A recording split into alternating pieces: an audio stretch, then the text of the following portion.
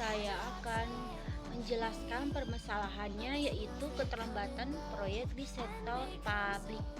Keterlambatan proyek adalah salah satu masalah utama dalam manajemen proyek sektor publik, terutama di bidang konstruksi.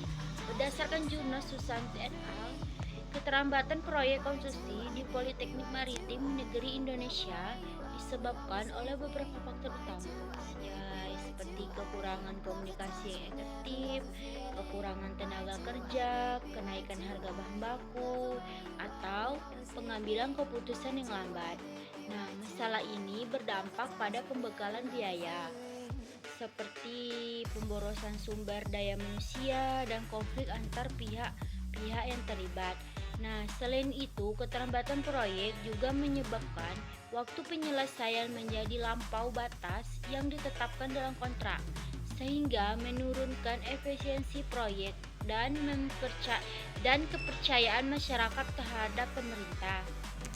Bagian pendapat dan solusi. Dalam pandangan saya, keterlambatan proyek di sektor publik merupakan masalah kompleks yang membutuhkan solusi holistik. Beberapa langkah perbaikan yang dapat diterapkan yaitu yang pertama dengan perencanaan strategis yang komprehensif. Perencanaan awal yang harus dilakukan dengan mendalam dan berbasis data. Penggunaan teknologi manajemen proyek seperti perangkat lunak berbasis digital dapat membantu menyusun jadwal yang realistis dan memantau kemajuan proyek secara berkala. Dengan perencanaan yang baik, risiko seperti kenaikan harga bahan baku atau kekurangan tenaga kerja dapat diantisipasi lebih awal. Selanjutnya, peningkatan komunikasi antar pihak. Kurangnya komunikasi merupakan salah satu penyebab utama keterlambatan dalam proyek. Pemerintahan perlu membangun sistem komunikasi terpadu antara pemilik proyek, kontraktor, dan konsultan untuk memastikan semua pihak memiliki pemahaman yang sama terhadap tujuan dan rencana proyek. Rapat rutin dan penggunaan platform digital untuk berbagai informasi dapat mengurangi miskomunikasi dan mempercepat pengambilan keputusan. Selanjutnya, dengan pengembangan kapasitas sumber daya manusia, pelatihan berkelanjutan bagi tenaga kerja sangat penting untuk meningkatkan produktivitas dan kompetensi mereka.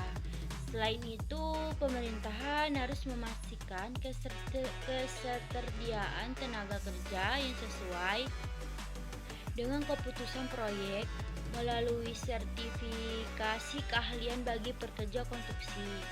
Hal ini akan membantu mengatasi kekurangan tenaga ahli yang sering menjadi kendala dalam pelaksanaan proyek. Selanjutnya, reformasi proses keuangan. Proses pembayaran kepada kontraktor sering kali terhambat oleh birokrasi yang rumit. Sistem pembayaran berbasis digital ini dapat diterapkan untuk mempercepat proses ini dan meningkatkan transparansi.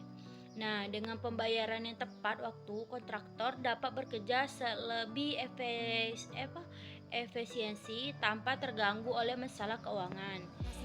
Dan selanjutnya, audit dan pengawasan independen. Melakukan audit berkala terhadap proyek itu sangat penting untuk memastikan bahwa sebuah aspek berjalan sesuai rencana. Pengawasan